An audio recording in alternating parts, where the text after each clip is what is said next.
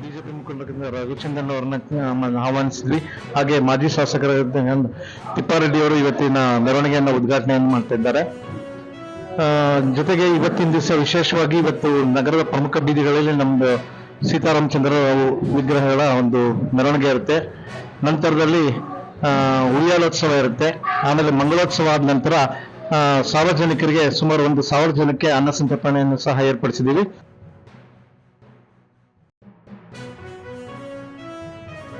ಅನ್ನ ಸಂತರ್ಪಣೆಯನ್ನು ಏರ್ಪಡಿಸಿದ್ದೇವೆ.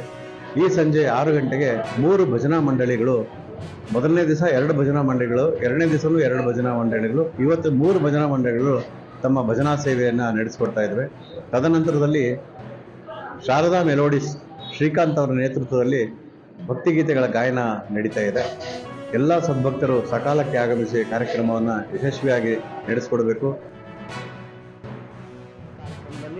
ಇವತ್ತಿನ ದಿನ ವಿಜೃಂಭಣೆಯಿಂದ ಮೆರವಣಿಗೆ ಪ್ರಾರಂಭ ಆಗ್ತಾ ಇದೆ.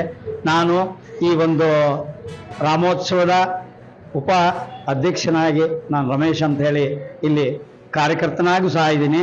ಇಲ್ಲಿ ವಿಶೇಷವಾದಂಥ ಆಂಜನೇಯನ ದೇವಸ್ಥಾನದಲ್ಲಿ 100 ವರ್ಷದಿಂದನೂ ಸಹ ರಾಮೋತ್ಸವಗಳು ವಿಶೇಷವಾಗಿ ನಡೀತಾ ಇದೆ. ಈ ದಿನ ಉತ್ಸವ, ಮಧ್ಯಾಹ್ನ ತೀರ್ಥ ಪ್ರಸಾದ, ಅನ್ನ ಸಂತರ್ಪಣೆ ಎಲ್ಲ ಇರುತ್ತೆ. ಎಲ್ಲರೂ ಭಾಗವಹಿಸಬೇಕು ಅಂತೇಳಿ ಪ್ರಾರ್ಥನೆ ಮಾಡ್ತಾ ಇದ್ದೀನಿ.